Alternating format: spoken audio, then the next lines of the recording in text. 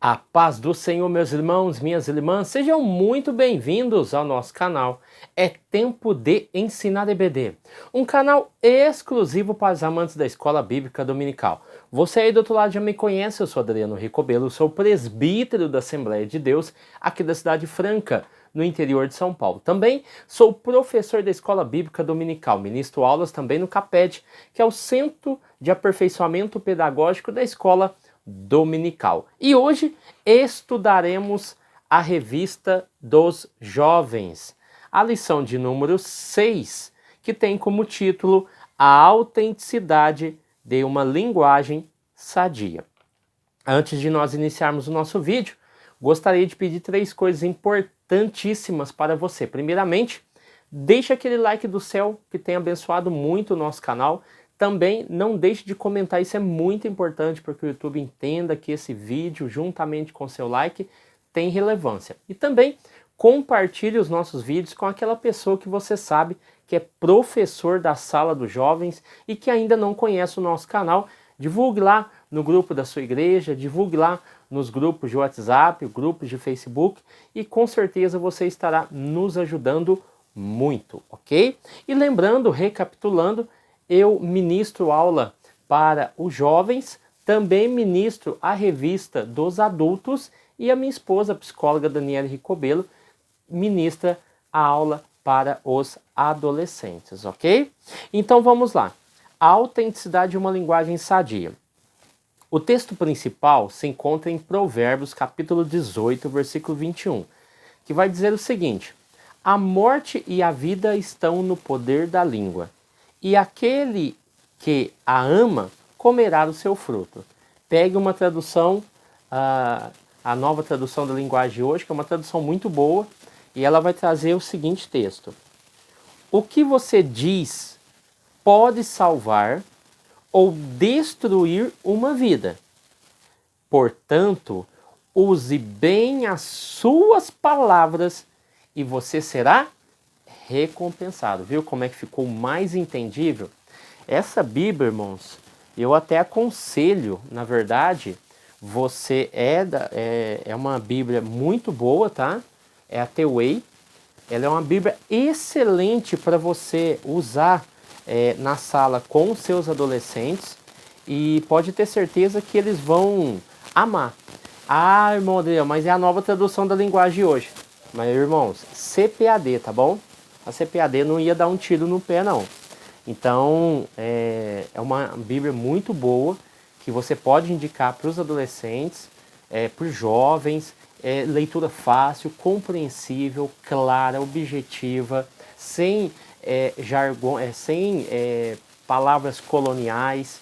Enfim, é uma leitura gostosa de se fazer, tá bom? Então, indique lá, até você mesmo pode comprar para auxiliar nos seus estudos. Algumas palavras que a gente procura nas Bíblias tradicionais, que a gente tem que pegar um dicionário, às vezes, para ver que palavra que é, que significa, ela já traz toda a correção, todo o significado daquela palavra. Quando você pega, por exemplo, alguma metragem, ele andou um estádio, ali ela já vai colocar diretamente quantos quilômetros foi, entendeu? Então fica muito mais compreensível. Então vamos lá, o resumo da lição. O controle da língua é essencial para uma vida piedosa e uma fé sadia. 2 elementos aqui que o autor aborda no resumo da lição. Esse controlar resulta em uma vida de santidade, que é uma vida piedosa, uma vida em que as pessoas fazem coisas boas às outras, buscam o Senhor. E outra é a questão da fé, a fé sadia. Então isso é muito importante, são 2 itens que são destacados mediante o controle da língua. Os nossos objetivos vai ser compreender a necessidade, a importância, a urgência de dominar a língua. Segundo, explicar os perigos de uma língua descontrolada. Destacar as características de uma linguagem sadia e irrepreensível, tá bom? Então, aqui na nossa interação, Tiago afirma que a pessoa que consegue ter domínio desse pequeno órgão é um ser humano perfeito, com a capacidade também de refrear as demais partes do corpo. Então, a língua acaba sendo o principal objetivo do domínio do homem. Se ele consegue dominar a própria língua, ele automaticamente consegue refrear todo o seu corpo. Aí, vamos aqui para Tiago, capítulo 3. Nós estamos iniciando uma nova sessão, ok? Nós saímos do capítulo 2, que foi 2 lições, e agora nós vamos para o capítulo 3, que está inserido aqui na lição de número 6. E nós vamos tratar do versículo 1 até o versículo de número 12. E esse texto, irmãos, ele vai ser diluído dentro da lição. Então é importante, se você nunca percebeu isso, que perceba que o autor, principalmente essa revista dos jovens, ele vai tratar o tema, aliás, ele vai tratar o texto tudo dentro do corpo do texto. Então você vai ter menos trabalho de elaborar essa aula, porque os versículos que serão abordados já estão na leitura do texto bíblico.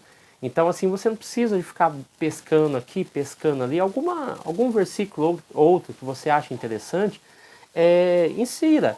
Mas não dê, por exemplo, eu vou falar sobre a língua, aí eu vou pegar outro personagem lá do outro livro e eu vou sair totalmente do contexto. Então é importante que você reporte a lição e trate de maneira efetiva, clara, a lição que foi proposta, para que os alunos saiam entendidos do capítulo 3, o que ele quer trazer para nós.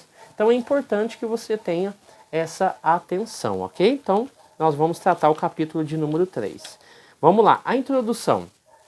Qual o efeito que nossas palavras exercem sobre a vida daqueles que nos ouvem? Essa é uma questão. Então, Tiago aborda a importância de controlar nossa língua e desenvolver uma elocução sadia que reflita a nossa fé em Jesus. Então, qual é o impacto da nossa fala? Qual é o impacto daquilo que nós falamos? Qual é o impacto daqueles que nos ouvem? Qual é o impacto que a nossa fala causa quando nós estamos em um ambiente, quando nós oramos, quando nós queremos instruir alguém? Qual é o impacto que essas palavras têm? E o autor traz a ideia da elocução falando que ela deve ser sadia, porque ela deve estar centrada na nossa fé em Jesus, ok? Vamos lá. Tópico 1, a necessidade de dominar a língua. Subtópico de número 1, a responsabilidade dos mestres com o que falam. Então vamos lá. Aqui ele já vai começar tratando o versículo de número 1. Primeiramente, irmãos, o Tiago, ele adere muito dos ensinamentos de Jesus. Isso nós já falamos em outras aulas. E ele já começa o versículo 1 chamando eles de meus irmãos, ou seja, ele se identifica com os irmãos. É uma forma carinhosa de se aproximar, de escrever e de chamar a atenção. Olha, vocês são meus irmãos. Eu estou prestes a corrigir vocês, mas eu não me esqueci que vocês são meus irmãos. Então, o autor vai dizer, muitos de vós não sejam mestres. O texto é como se dissesse o seguinte, ó, não insistam, meus irmãos, em tornar-se mestre. Por quê? Porque o autor falando, sabendo que receberemos mais duro juízo. O versículo 1 já começa a introduzir essa questão. Por quê? Porque os que ensinam serão julgados com maior rigor do que os outros. Fato é, eu estou aqui no papel de ensinador, você está no papel de aprendiz, mas depois os papéis vão se inverter. Você vai estar no papel de ensinador e as pessoas que te ouvem estarão no papel de instruídos. Então assim forma-se essa roda começa a girar. E essas pessoas que ensinam, elas devem sim ter a responsabilidade do que falam. Dar o exemplo, mas o Adriano está tão longe. Tá, mas tem muitas pessoas que me conhecem, que estão assistindo o meu canal, que poderiam, de alguma forma, conhecer alguém que é inscrito no meu canal, porque isso já aconteceu. Fulano conversa com fulano, se você tem um canal bom e tal, vou te indicar. Opa, mas daí eu já conheço, já sou inscrito. Então, as pessoas, elas se comunicam. E pior é para o obreiro, para a pessoa que ensina, para a irmã, para o irmão, ensinar uma coisa e alguém ter algo contra. Ou seja, nossa, mas aquele irmão, aquela irmã, mas ele fez isso, ele fez aquilo, agora quer dar lição de moral. É isso que nós temos que prestar atenção. É esse o perigo de ensinar.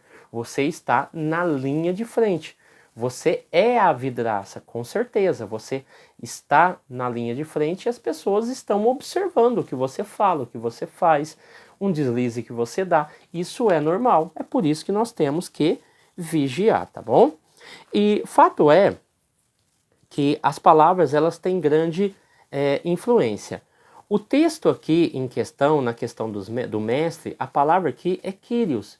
É a mesma palavra que se usa para Jesus, né? Senhor, porque ela tem uma vertente muito grande de significados. E aqui não foge à regra. Kyrios é mestre. Então, aqui é alguém que ensina a respeito das coisas de Deus e os deveres dos homens. Alguém que é qualificado para ensinar. Percebam que essa fala de Tiago, ela não é estranha, porque quando você olha para 1 Coríntios capítulo 14, versículo 26 ao 34, você percebe ali que cada um tem salmo, um tem doutrina, um tem revelação, ou seja, o que quer dizer isso, irmão Adriano? Que qualquer membro da igreja podia falar na reunião. Diferente da sinagoga ou qualquer outro método religioso, qualquer religião que existisse na época, em que só quem falava era a pessoa que tinha o domínio sobre o povo, ou era o líder daquele povo, ele tinha autonomia para falar. Aqui não, na igreja primitiva eu tenho pessoas comuns que estão falando, que estão ensinando, que estão instruindo, que estão capacitando, enfim. Então assim, a igreja vai funcionando. Aí o autor deixa claro, o ato de ensinar é diretamente ligado à língua, ou seja, à comunicação, tá bom? Aí, perceba aqui, ó. Não insistam, meus irmãos, em tornar-se mestre. Somente poucos de vocês deveriam se tornar mestres da igreja, por causa dessa carga, desse peso, dessa responsabilidade que o mestre tem. Então aqui o autor falou que o ato de ensinar está ligado diretamente à comunicação. E isso é fato. Mas o que é ensinar? Na verdade, ensinar é passar algo para o domínio do outro. Ou seja, tem pessoas que não gostam de ensinar o que aprendeu. Não gostam de ensinar a fonte, da onde tirou, da onde estudou, porque acha que ele é merecedor desse conhecimento místico, porque ele buscou, ele se esforçou, então ele não vai dar nada de graça para os outros. E às vezes acaba caindo no egoísmo.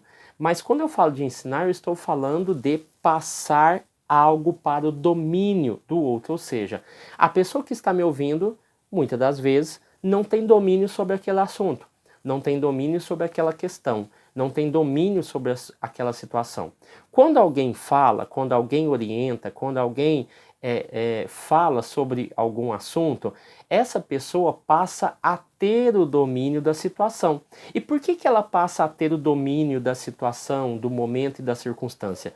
Porque ela aprendeu no ouvir o que o professor ensinou. Ele passou o domínio para outra pessoa e a pessoa, a partir do momento que ela aprende, ela começa a dominar a situação e ela dominando a situação ao qual ela está envolvida, ela está apta e pronta para ensinar e passar o domínio para outra pessoa. Percebam que legal que é essa questão do ensinar? Então, a mensagem no ensinar, preste muita atenção. Quando eu estou ensinando, quando eu estou falando, quando eu estou exortando, quando eu estou instruindo, eu tenho que entender uma coisa. A mensagem que eu estou transmitindo, ela deve ser clara, ela deve ser objetiva e ela deve ser entendível, tá bom?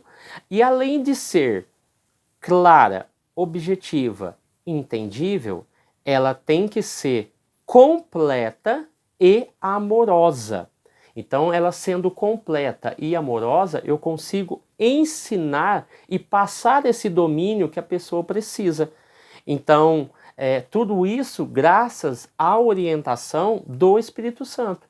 Porque para se tornar um mestre na igreja, um ensinador, muitas das vezes você não precisa ter uma faculdade, você não precisa ter pedagogia ou até mesmo uma faculdade de teologia, mas o conhecimento primário de tudo aquilo que nós estudamos, auxiliado pela presença do Espírito Santo, tudo fica mais fácil, ok? Então, essa questão do ensinar é muito importante. Passe isso para os seus alunos, porque eles também podem ensinar outros jovens através da fala e do exemplo. O poder da língua. No versículo 2, nós tratamos agora o versículo 2. Porque todos tropeçamos. Perceba que ele dá ênfase na ideia do tropeçar. Porque todos tropeçam. Há uma repetição. Por que há uma repetição? Porque precisa-se de dar uma ênfase. Aí ele continua. Em muitas coisas, se alguém não tropeça em palavras, o tal varão é perfeito e poderoso para também refrear todo o corpo. Então, primeiro ponto, nós somos falhos. Quem fala mais, consequentemente vai errar mais. Isso é fato. Quem fala menos, consequentemente, vai errar menos. Mas entendendo que nós somos falhos. Se somos falhos, nós temos a ciência desse erro. Se nós temos a ciência desse erro, nós temos que entender que o que controla as palavras é uma pessoa madura que pode controlar as suas ações. Percebam, somos falhos, temos ciência desses erros, mas aquele que controla bem as suas palavras, essa pessoa pode controlar também as suas ações. Percebam que antes de uma grande ação, seja boa ou seja ruim, há o anúncio fonético das frases, há o anúncio das palavras. Eu vou fazer o mal, eu não vou deixar isso barato, eu vou ajudar. Ou seja, são frases que nos impulsionam a fazer o bem ou fazer o mal, tá? Então, quando nós olhamos aqui, o autor fala controlar não apenas as palavras, mas também as ações. Então, a maioria das brigas, na verdade, elas, 99%, vão começar aí através da linguagem.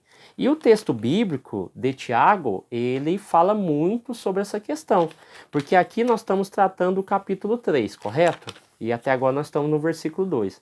Só que se você olhar para Tiago, capítulo 1, versículo 19, ele vai dizer, cada um esteja pronto para ouvir, mas demore para falar e ficar com raiva.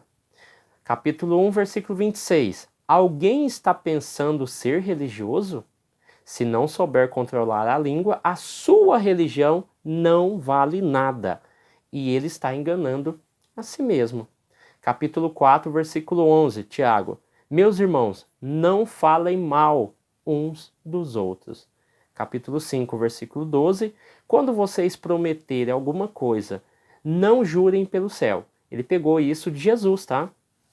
Pelo céu, nem pela terra, nem por nada. Diga somente sim, quando for sim, e não quando for não, para que Deus não o condene, ok? Então aqui, Tiago, ele esboça muito bem essa questão e tem uma preocupação muito grande com os judeus cristãos da sua época. E aqui, Tiago capítulo 3, se você pega o versículo 1 e o versículo 2 que nós acabamos de ler, o autor fala sobre uma responsabilidade dos mestres em falar. Do versículo 3 ao 4, o autor começa a falar sobre os exemplos do freio do cavalo e o leme, ou seja, a nau do navio.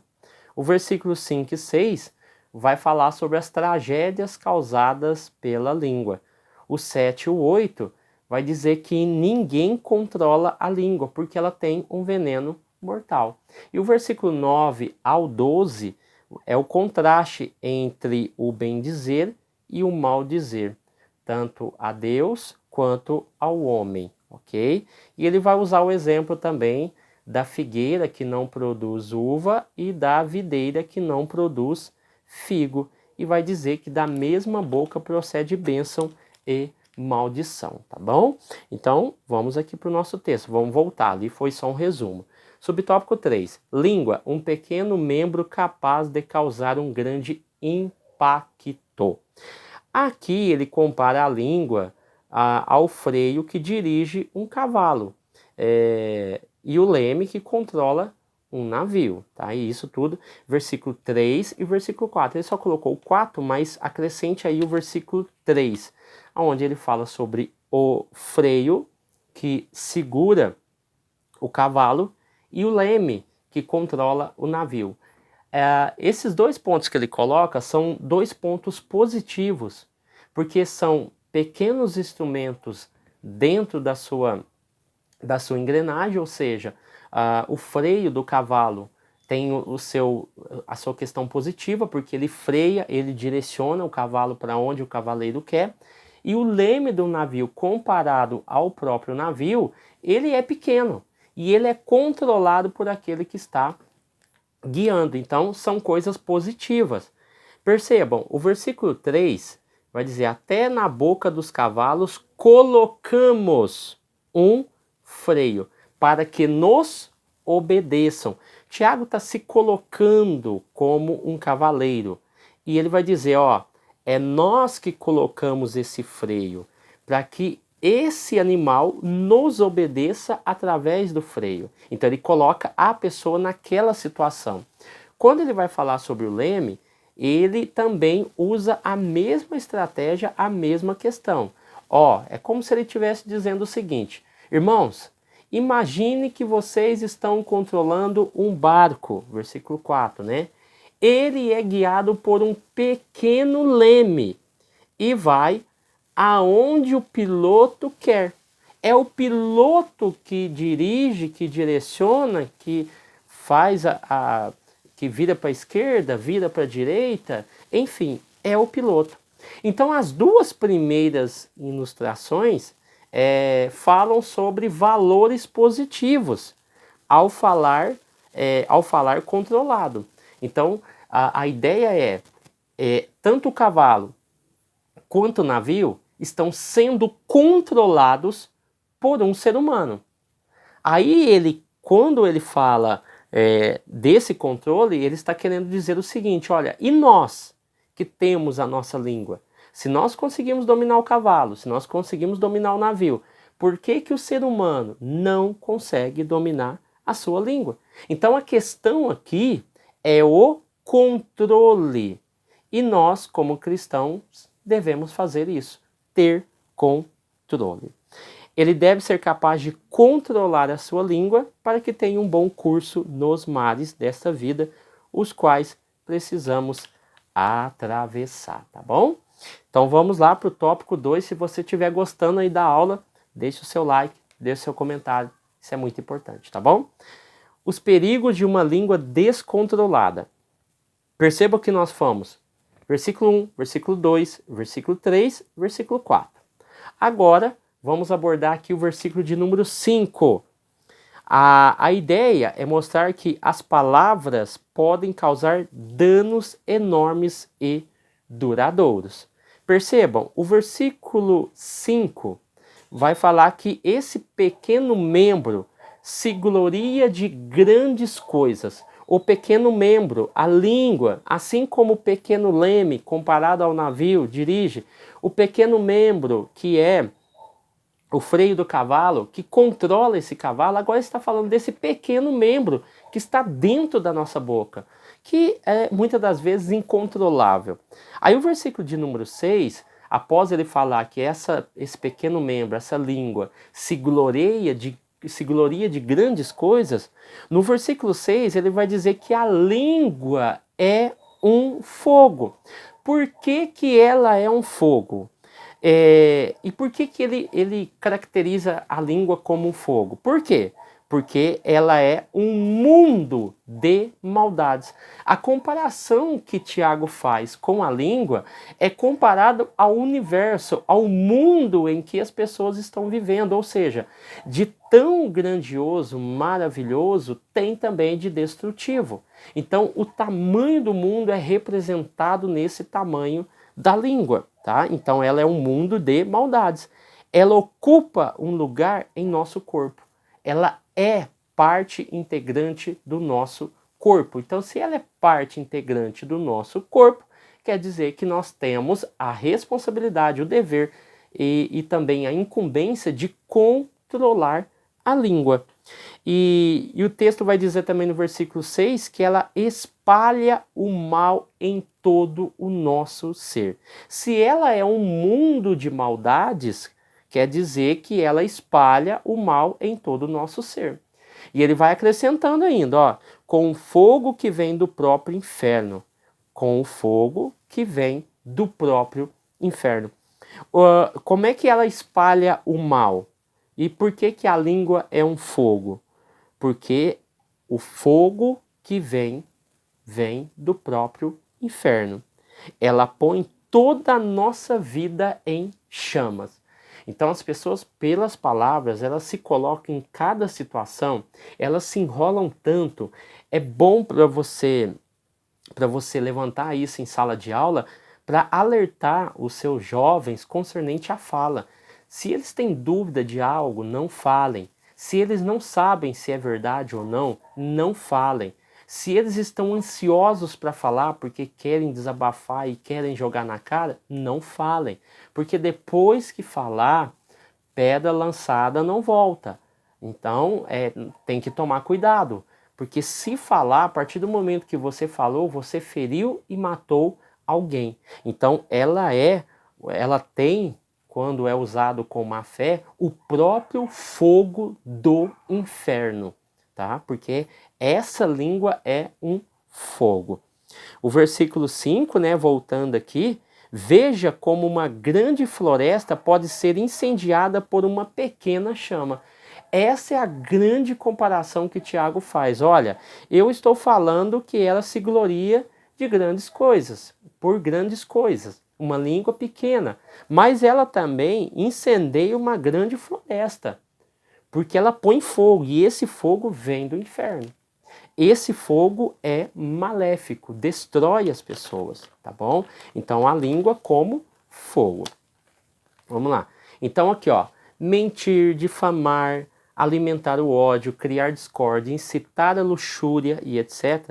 Muitos dos pecados que são cometidos têm sua origem na falta de controle da língua. Foi o que eu falei no início. 99% das brigas, discussões, contendas, iras, dissensões acontecem por causa da fala. Falou uma coisa, acontece aí um problema muito grave, tá bom? Então aqui nós trabalhamos o versículo 5 e 6 e eu queria citar o 7, porque o subtópico 2 ele inverteu, né? Ele trabalhou o versículo 9 e no subtópico 3 ele trabalhou o 8. Então nós vamos para o subtópico 3 e depois voltamos para o 2. Só que antes disso temos que passar pelo 7, porque ele foi até o 6. E o 7 vai dizer que o ser humano é capaz de dominar, ele fala novamente do domínio. O ser humano é capaz de dominar todas as criaturas e tem dominado sobre os animais selvagens, pássaros, animais que se arrastam pelo chão e os peixes. O que é que ele quer dizer? A alusão aqui no versículo 7 é justamente tudo isso que nós estamos falando. A alusão é ao domínio dado originalmente ao homem e que não foi perdido, ok? Mas, infelizmente, foi perdido o controle da língua. Tiago está falando, ó, o homem domina sobre os animais, o homem domina sobre aqueles animais que rastejam, ele domina sobre os peixes, ele domina sobre os pássaros, ele domina sobre tudo. Esse domínio original o ser humano não perdeu, mas o domínio da língua, infelizmente, foi perdido durante os anos, tá? Tanto é que lá no comecinho, vamos construir uma grande torre e vamos fazer o nosso nome notável, tá? Então vamos lá. Subtópico 3, porque aqui no subtópico 3 ele vai usar o versículo 8 e no subtópico 2 o versículo 9. Então, já que nós estamos saindo do versículo 7, o versículo 8. Tiago afirma que nenhum homem pode domar a língua. É um mal contido cheio de veneno mortal. O termo grego aqui, kakos, que significa uma natureza perversa, no modo de pensar, sentir, agir, pessoa desagradável, injuriosa, perniciosa, destrutiva, venenosa. A comparação justamente é com uma víbora. Perceba, irmãos, oriente os seus alunos concernente às suas amizades, concernente às pessoas que elas conversam. Elas estão correndo um grande perigo. As pessoas podem, de maneira maliciosa, maldosa, falar mal, induzir a outra pessoa a não gostar da outra, tudo através da fala. A amizade falsa se concretiza pela fala: eu gosto de você, eu te amo, eu te ajudo, você é o meu melhor amigo, eu nunca vou te abandonar. Frases como essa que, na hora da dificuldade, na hora do aperto, essas pessoas não valorizam aquilo que falam. Ou seja, para perder uma amizade, pouco custa, né? Então, oriente seus alunos a serem verdadeiros. Se é sim, se é sim, que seja sim.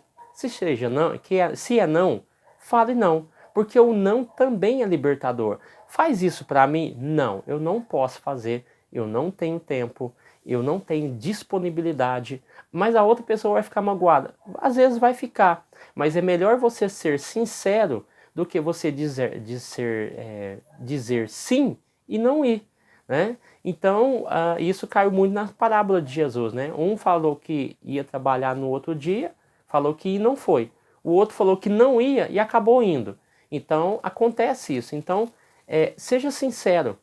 A sinceridade, ela salva, ela liberta as pessoas, tá? Eu não posso, eu não devo, eu não quero, os meus pais não concordam com isso. Seja sincero. Então, por quê? Porque existem pessoas maldosas, cruéis, pessoas que querem o mal. Essas pessoas são comparadas a víboras, tá bom? O que diz lá o versículo 8? Olha, mas nenhum homem pode domar a língua. É um mal que não se pode refrear, está cheia de peçonha mortal, tá bom? Então, peça para os seus alunos tomarem muito cuidado com aquilo que eles ouvem e com aquilo também que eles falam. Subtópico 2, voltando, porque aqui ele tratou o versículo 9. Tiago destaca a inconsistência da língua. Com ela bendizemos a Deus e Pai, e com ela os amaldiçoamos. Amaldiçoamos os homens, feitos à semelhança de Deus, tá bom? O que estava acontecendo aqui? Quando o Tiago fala sobre a questão do amaldiçoar, e como ele está falando para irmãos da igreja, então nós temos um problema sério. Tiago não está falando para as pessoas fora da igreja, ele está falando das pessoas dentro da igreja. E como ele estava falando das pessoas dentro da igreja, ele está dizendo: olha, tem irmãos que estão amaldiçoando os seus próprios irmãos. E na verdade, se você olhar para Mateus capítulo 22, do 36 ao 39, você percebe que muito provavelmente Tiago fez essa alusão da questão do amaldiçoar. E quando a gente fala de amaldiçoar o nosso irmão, que é a imagem e semelhança de Deus, nós estamos falando que nós estamos ferindo, destruindo o segundo maior mandamento da Bíblia. O primeiro, ame a Deus sobre todas as coisas e ao teu próximo como a ti mesmo. Então estavam esquecendo do segundo maior mandamento. Porque agora que vem a pergunta, irmãos, agora que vem a questão. Por que eles estavam amaldiçoando seus irmãos? Por causa de um elemento chave, a ira.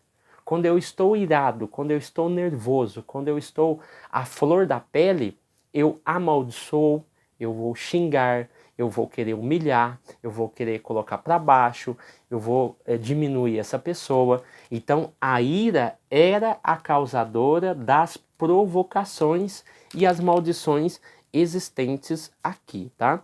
Então, o versículo 9 e o versículo 10 aqui é uma contradição moral entre os irmãos. É uma contradição moral entre os irmãos. Uma contradição moral e espiritual entre os irmãos. Porque eu não estou reconhecendo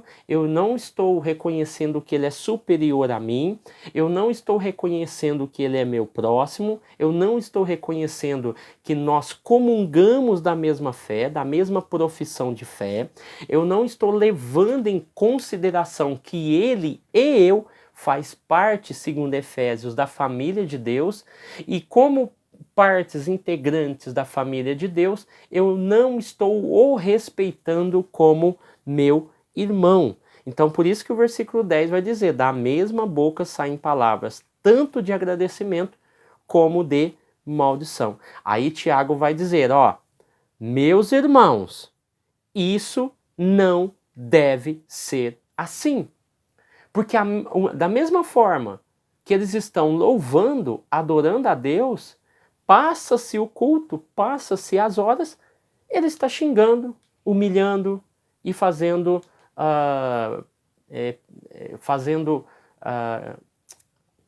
causando, na verdade, né, causando tristeza nesses irmãos através dessas falas. Então há uma contradição moral e espiritual aqui. Então nós devemos tomar um pouco de cuidado, tá bom? Tiago está falando para a igreja, para os judeus convertidos, que tinham conhecimento da palavra, da Torá, tinham conhecimento do Deus que eles serviam e como era importante a vida em comunhão. Vamos lá. O 3. Características de uma linguagem sadia e irrepreensível. A fala que edifica. Tiago enfatiza o poder e a responsabilidade que acompanham o uso da língua. Somos advertidos a possuir uma linguagem sadia para edificar e encorajar os outros, tá? Então, é momento de você destacar alguns pontos aqui. Primeiramente, evite respostas impulsivas no afã do momento. Evite respostas precipitadas que podem causar mal a nós e aos outros. E outra coisa, fale o que é bom, que edifica, que conforta, que instrui. Assim você tem uma igreja dinâmica, uma igreja poderosa, uma igreja que não se preocupa em falar mal da vida dos outros, mas sim edificando e consolando e trazendo avivamento através das suas palavras. Use a sua boca, os seus lábios, como uma ferramenta poderosa para edificar sua igreja e promover o bem-estar seu e dos irmãos. Desenvolva uma linguagem sadia que ajude os outros jovens a crescerem em fé e a buscarem uma vida ainda mais alinhada com os princípios cristãos. Então, irmãos, perceba uma coisa. O verbo falar, ele é uma ação, ok? O verbo falar é uma ação. Por quê? Porque através da fala, por isso que ela é muito importante, a fala que edifica. Por que ela deve edificar e não destruir? Porque a fala, ela é uma comunicação verbal que expressa, ela vai expressar. O que ela expressa? Pensamentos, sentimentos ou ideia. Segundo ponto, ela vai estabelecer um diálogo. Então, aonde há briga, a fala, ela estabelece um diálogo de comunhão. Outra coisa importante concernente à fala é que ela manifesta o quê? Emoções. Então é importante também para aquele que ouve entender e compreender o que fala. Às vezes nós estamos tristes, abatidos, angustiados, brabos, irritados, nervosos, estressados com tanta coisa e talvez você vai conversar, você vê aquele jovem naquela situação e você leva ao pé da letra. Não, não é o momento de levar ao pé da letra aquilo que ele está falando. É o momento de confortar, de orientar. Talvez ele está com raiva do pastor, do líder, de algum irmão, de um jovem que está trabalhando, fazendo a obra com ele ali, ou na escola, ou no trabalho. deixa ele jogar tudo aquilo ali para fora. Depois que ele jogar tudo aquilo ali para fora, e você vê que ele acalmou, aí você vai e orienta ele. Não adianta ficar rebatendo, falando que ele está errado e não sei o que. Não, deixa ele falar. Depois que ele falar, que ele expor seus sentimentos, aí você começa a orientar. Então, ele vai manifestar emoções. Outra coisa, transmite informações, sejam falsas ou verdadeiras. Por isso que a fala é uma ação. Por isso que a fala deve ser verificada. Não se pode acreditar em tudo que se ouve. Precisa verificar as fontes, verificar o que está acontecendo antes de tomar uma decisão, tá bom? Aqui na palavra de sabedoria, precisamos demonstrar sabedoria por meio da nossa conduta. O que é conduta? É comportamento, é atitude, é a maneira de agir, e especificamente através das nossas palavras. Então a conduta ela está classificada em 3 níveis. Primeiro, a conduta pessoal. Segundo, a conduta profissional. E terceiro, a conduta social. Então, o que você fala pessoalmente, o que você fala na sociedade, o que você fala dentro do seu ambiente profissional, vai impactar a sua vida positivamente ou negativamente. Então, por isso a importância de se ter uma conduta aí ilibada. Então, o texto vai dizer que o nosso conhecimento que vem do alto, ele deve ser puro, pacífico, amável, complacente. Lembrei-me de Filipenses 4:8 e fiz questão de colocar aqui.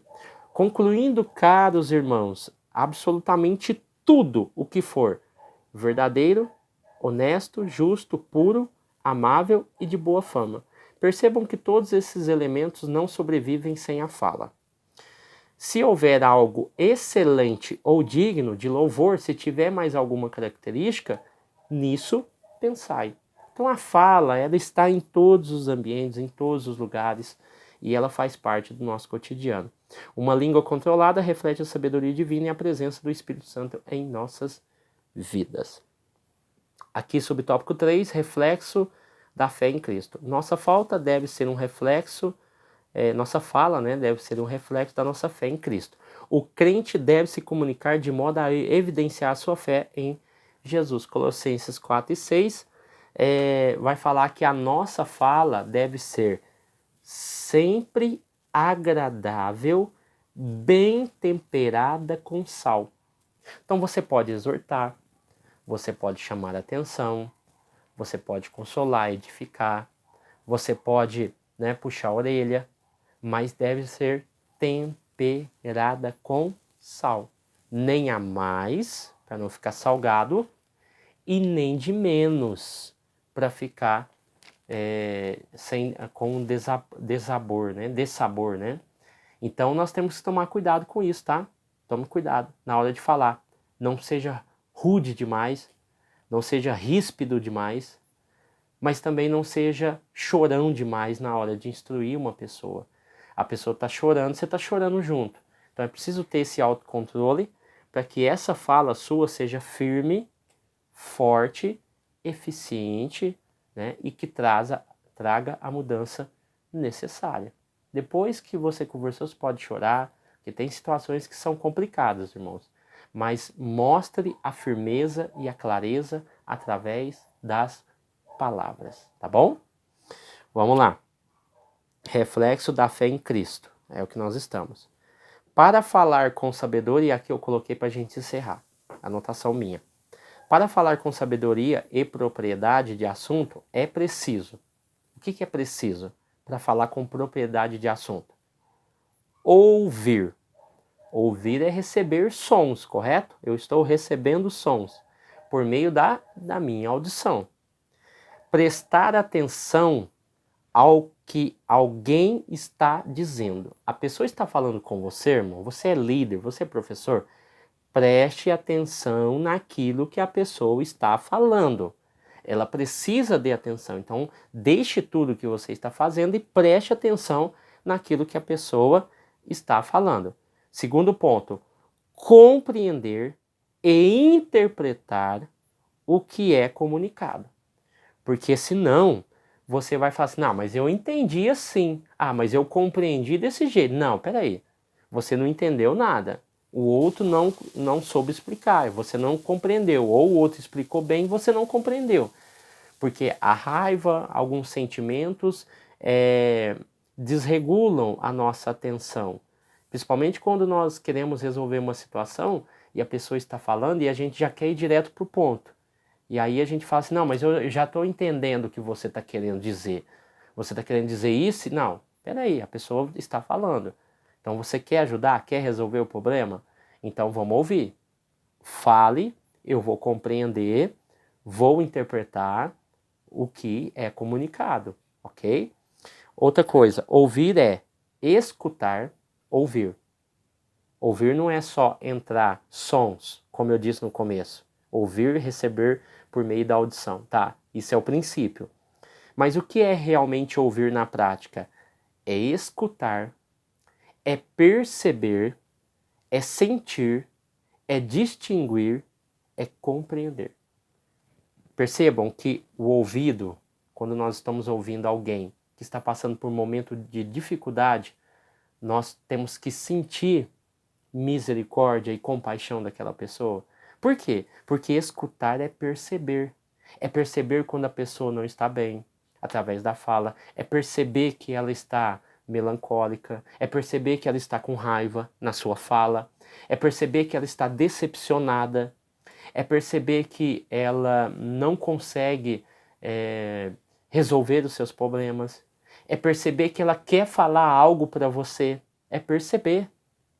E também é sentir. A pessoa fala, você sente como se fosse em você.